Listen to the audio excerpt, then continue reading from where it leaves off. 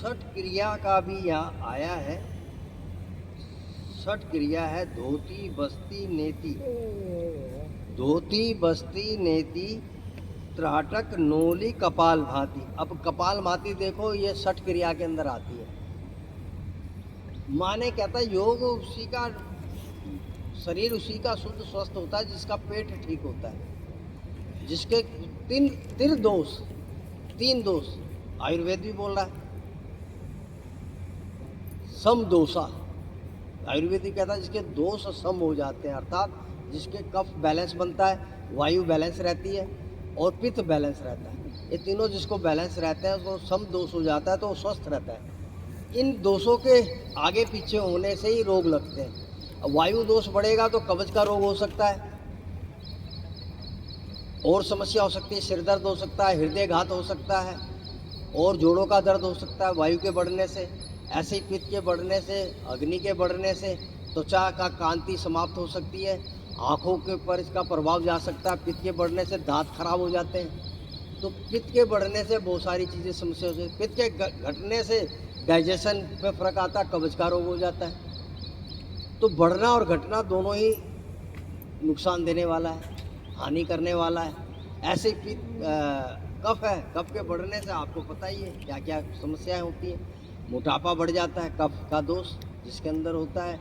आलस बढ़ता है, उसके फिर कफ की समस्या बढ़ती रहती है, हमेशा कफ का प्रभाव बना ही रहता है। हृदय रोग की तरफ चल पड़ता है, डायबिटिक हो जाते हैं। तो बहुत सारे रोग कारण लग जाते हैं। अब जो हाई ब्लड प्रेशर है, इसका कारण क्या है? इसका कारण तो है हृदय रोग। उसका मूल है हृदय में समस्या आ गई तो आपका ब्लड प्रेशर फ्लक्चुएट करने लगे, ऊपर नीचे होने लगे। तो मूल स्थान तो हृदय हो गया और कारण क्या हो गया? कफ हो गया।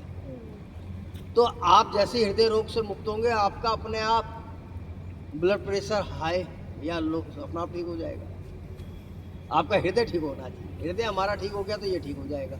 अभी उल्टा बोलते हैं जी हाई ब्लड प्रेशर से हृदय रोग होता है। ना, जो देखा गया है तो हृदय रोग से हाई ब्लड प्रेशर होता है, क्योंकि हमारे हार्ट को ज़्यादा पंप करना पड़ रहा है, तो जोर ज़्यादा लग रहा है।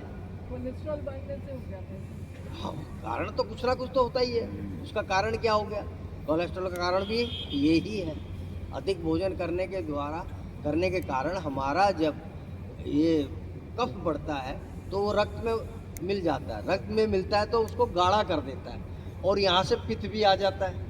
पित्त भी अधिक होने से दोनों ही मिल जाते हैं। वायु फिर उसको ट्रेवल करवाती है, दौड़ाती है, भगाती है, और वो जाके गाढ़ा इतना हो जाता है कि वो जाके हृदय में रुक जाता है। और कभी उसका कोई भाग मोटा आ जाता है ना कफ का। कफ आप जब निकालते हो तो कफ कितना गाढ़ा होता है, गले से निकलता है, नासिका से निकलता है, तो कितना गाढ़ा होता है। यही गाढ़ापन लेके जब वो आता है तो वो जो हृदय को जाम करता है, और यहाँ से हृदय को प्रेशर देना पड़ता है। तो जब तक वो चलता है थोड़ा बहुत तो hyper tension, high blood pressure होता है। ब्लड प्रेशर बढ़ जाता है, उसी से फिर आपको सारे रोग लगते जाते हैं। हृदय ठीक हो गया माने रक्त शुद्ध हो गया। रक्त शुद्ध होगा तो हृदय ठीक हो जाएगा। इसके लिए हमें क्या करना? भोजन का ध्यान रखना है। भोजन ही हमें ऐसे करने हैं जो क्षारीय हो, जो कार्बोहाइड्रेट जिसके अंदर मात्रा हो, प्रोटीन बैलेंस हो, विटामिन्स बैलेंस हो, फैट बैलेंस हो, और पानी का बैलेंस हो। ये चार महत्वपूर्ण माइक्रो, मॉडर्न साइंस क्या बोलता है? Micro nutrition. मैक्रो क्या है? Carbohydrate, protein, fat, vitamins, fat and water. ये चार चीज हो गई ना। ये चार महत्व है, बड़ी चीजें अधिक मात्रा में लेनी पड़ती है। इनके ऊपर ध्यान दीजिए ज़्यादा।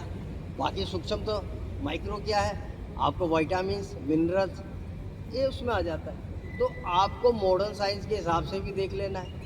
और आयुर्वेद तो बोल ही रहा है रक्त का शुद्धि करिए। रक्त शुद्ध है तो सब कुछ शुद्ध है आपका। तो रक्त शुद्धि कैसे होगा? Balance diet. और ये कह रहा है संतुलित आहार। संतुलित आहार का प्रयोग करें और अवस्था के अनुसार करें। आपकी अवस्था क्या है? यंग की अवस्था क्या है? छोटे बच्चे को क्या चाहिए? दूध चाहिए। धीरे धीरे वो 6 माह का होता है तो उसको क्या चाहिए? साथ में थोड़ा थोड़ा अन्न चाहिए। क्योंकि अब बॉडी डेवलप कर रहा है तेजी के साथ। और ये डेवलप कब तक करेगा? 18 वर्ष तक। 18 वर्ष तक उसको क्या चाहिए?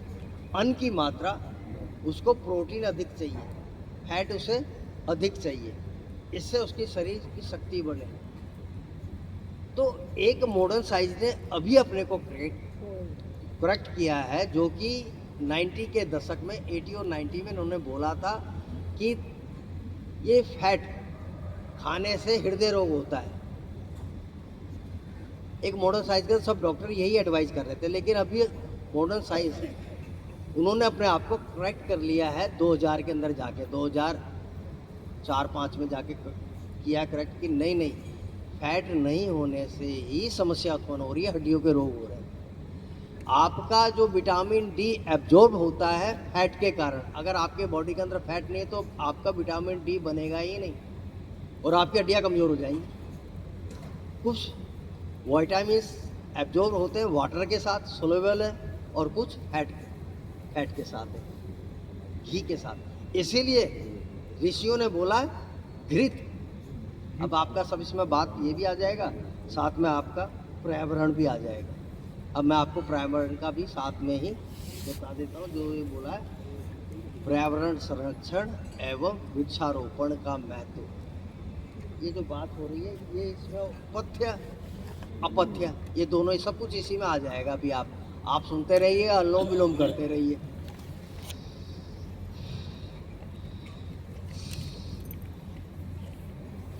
करते रहिए अनुलोम विलोम प्राण। पथ्य अपथ्य, जो आयुर्वेद कहता पथ्य वह है जिसका अनुसरण करने से हम स्वस्थ रहते हैं, उसका नाम पथ्य है। और जिसका अनुसरण करने से अस्वस्थ हो जाते हैं, अपथ्य हो जाता है, मतलब वो हानिकारक हो जाता है। पथ्य जो हमें लाभ प्रदान करे। पथ क्या? जब पथ मुझे पता होता है, मुझे डायरेक्शन पता होता है, तो मैं आराम से पहुंच जाता हूँ।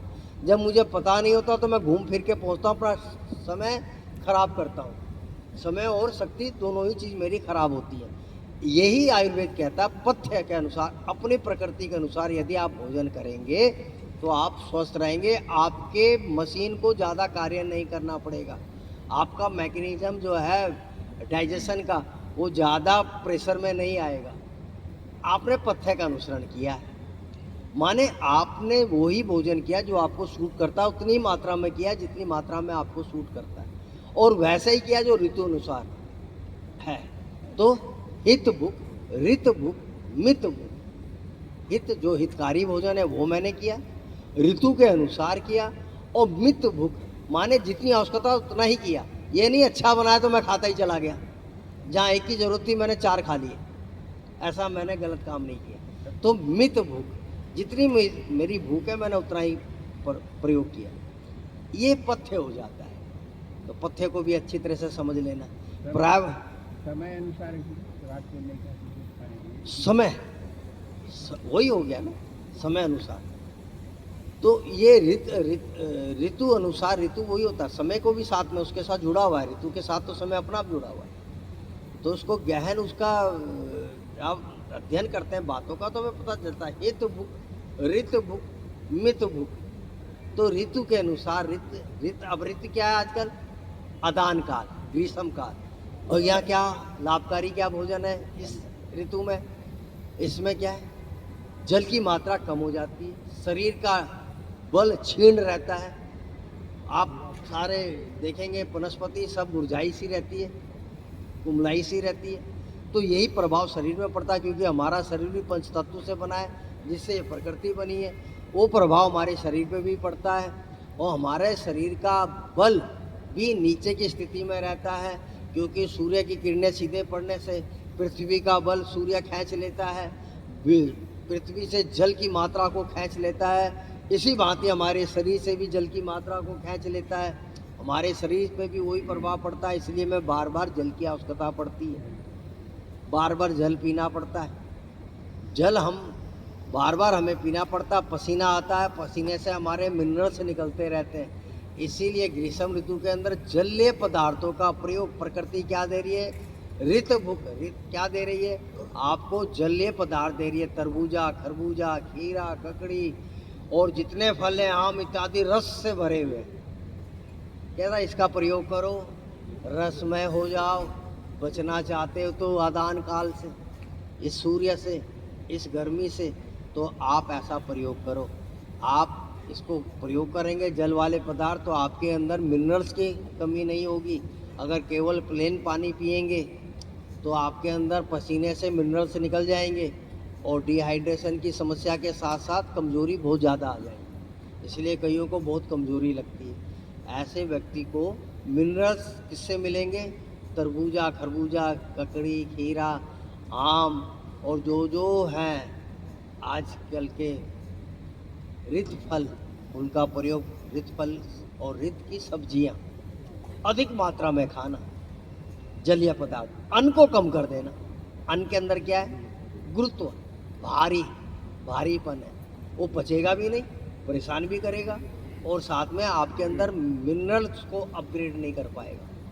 वो तो आपको फलों से, सब्जियों से मिलेगा। इसलिए ग्रीष्म ऋतु में वो करना। अब प्रकृति का महत्व भी आपको समझ में आ गया, पर्यावरण समझ में आ गया। जितने एसी लगेंगे उतने दुख बढ़ेंगे, उतनी गर्मी बढ़ेगी, टेम्परेचर बढ़ेगा।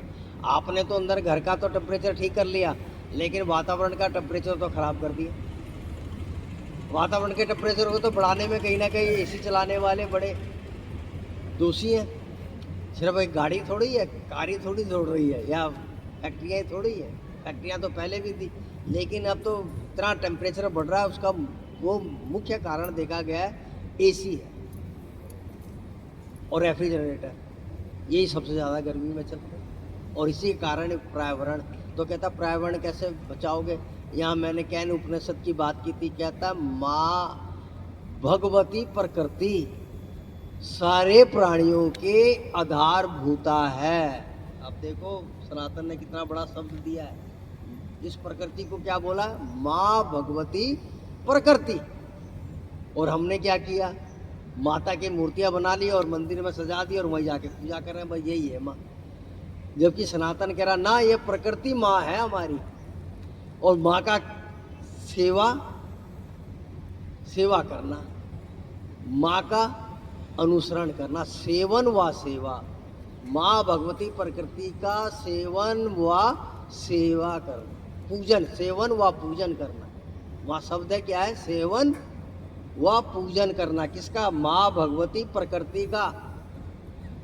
ये प्रकृति जो है हमारी माँ है, इसका पूजन, पूजन का अर्थात है सेवा। माँ पिता का पूजन करो। पूजन का अर्थ ये नहीं है दयाबत्ती और अगरबत्ती और ये लगा के घुमा दिया माँ पिता के आगे। पूजा का अर्थ है सेवन, सेवा करो। और सेवन का अर्थ है उसका भोग करो, माने जैसे माँ भगवती दे रही है आपको वही लो, उसी को प्राप्त करो। प्राकृतिक रूप से भोजन करो, प्राकृतिक रूप से अपना जीवन जियो। तो माँ भगवती का पूजन व सेवन बोला गया है इधर। और माँ भगवती आधारभूता है, जो भगवान व्यास बोल रहे हैं कि 3 अनादि तत्व हैं, परमात्मा, जीवात्मा और प्रकृति। ये कभी नष्ट नहीं होने वाले हैं। और उसको फिर माँ भगवती प्रकृति बोला है। इसीलिए सनातन ने नदियों को माँ बोला है, इस धरा को माँ बोला है, गो को माँ बोला है। माने जो माँ के समान कल्याण करे वो माँ ही है। जो धारण करे, जो कल्याण करे, जो जीवन को चलाए, वो ही माँ है। तो आपको बच्चे का अगर कारणवश माता का दूध नहीं हुआ तो किसका दूध पिएगा? गाय का दूध पिएगा। इसलिए गौ माता, उससे उसका जीवन बच जाएगा। तो किसने जीवन बचाया? गाय ने जीवन बचाया। इसलिए गाय माँ है, गौ माता है। और जल ना हो तो इसलिए नदी को माँ बोला है। अब माता क्यों नाम दिया? कि इसके साथ सुव्यवहार करना, दुर्व्यवहार ना कर देना। अब इसमें गंदगी ना डाल देना है, क्योंकि माता है, गंगा माँ है, यमुना माँ है, इसलिए माँ बोला है इन्होंने। सनातन को क्या पता नहीं ऋषियों को कि ये भाई जड़ है? पता तो है, लेकिन ये जीवन के आधार है। इसलिए माँ बोला है। माँ किसलिए बोला है कि जन साधारण इनके साथ दुर्व्यवहार ना करे, गलत कार्य ना करे, इसमें गंदगी ना डाले, क्योंकि माँ है, माँ के ऊपर करेगा ऐसा क्या। तो सत्य शास्त्र को पढ़ने से जब सत्य भीतर स्थापित हो जाएगा तो आपके अंदर हिम्मत नहीं होगी कि मैं गंगा माता के अंदर कुछ डाल दूं गंदा। आप लोगों को नहीं, माँ है, प्रणाम करोगे, जीवनदायिनी है। तो ये सनातन की कितनी शिक्षा कितनी ऊंची है, इस बात को देखिए। गो को इसलिए माता है, धरा को इसलिए माता है, इसलिए भारत माता बोला है। यहाँ हम आश्रय पा रहे हैं, इसलिए इसको भारत माता बोला है। हम सब बड़े ही सौभाग्यशाली हैं। एक तो जन्म भारत में मिला और भारत में भी सनातन परिवार के अंदर जन्म लिया है। इससे बड़ा सौभाग्य और क्या होगा कि हम हर चीज़ का वैल्यू रखते हैं। हम पत्थर को भी वैल्यू देते हैं, उसको भी हम बेकार नहीं समझते। हम एक एक कण कण की वैल्यू रखते हैं। इसलिए पूजा में धूप का महत्व बहुत बड़ा है कि यहाँ से धूप ले जाओ, धूप का रखो, पहले सबसे पहले लगाओ कि धूप रखना पड़ेगा वहाँ, उसके बिना पूजा नहीं होगी पूर्ण। पंडित जी को जब भी बुलाओगे कहेंगे धूप जरूर ले आना जी, धूप के बिना पूजन नहीं होगा। तो देखो कितना महत्व दिया है एक एक चीज़ को सनातन ने। सनातन की बात को समझिए। जो सनातन को जान जाएगा वो पूर्ण सनातनी हो जाएगा। वो अंधविश्वास पाखंड से दूर हो जाएगा, वो करेगा ही नहीं अंधविश्वास पाखंड। अभी मैंने आपको देवता समझाया। देवता क्या करता है? देता है। और मैं बोलूँ शनि चढ़ गया, लेता है, लाओ तो ये तो देवता है ही नहीं। देवता का अर्थ तो देने वाला है, ये लेने वाला कौन आ गया? मुझे समझ में आ जाएगा ये पाखंड है, अंधविश्वास है। शनि चढ़ गया, राहु चढ़ गया, केतु चढ़ गया, ये कोई नहीं चढ़ता किसी को। ये हमारे कर्मों के फल घूम घूम के हमें ही मिलते हैं। हमारी अज्ञानता वही हमें मिलती है। प्रावरण में सनातन के अंदर बोला है, आयुर्वेद कहता है पाप स्वयं के प्रति किए गए अनुचित कार्य, शरीर के प्रति अज्ञानता पूर्वक किए गए खान पान व अनुचित क्रियाएं जो दुख देती है उनका नाम है पाप। उनका नाम क्या है? पाप। जो दूसरे के प्रति किए गए कुकर्म, गलत कार्य, गलत चेष्टाएं, उनका नाम क्या है? अपराध। उनका नाम क्या है? अपराध। तो इस बात को आप समझना, प्रकृति की बात को भी आप समझ गए। आपका सिलेबस लगभग मैंने तो पूरा ही कर दिया। हाँ जी, काफी समय हो गया है, 7:34 हो गए। मैं तो ज्ञान देता रहूंगा तो आप 4 दिन तक उठ ही नहीं पाओगे। हाँ जी, तो आइए थोड़ा सिम गर्जना करें।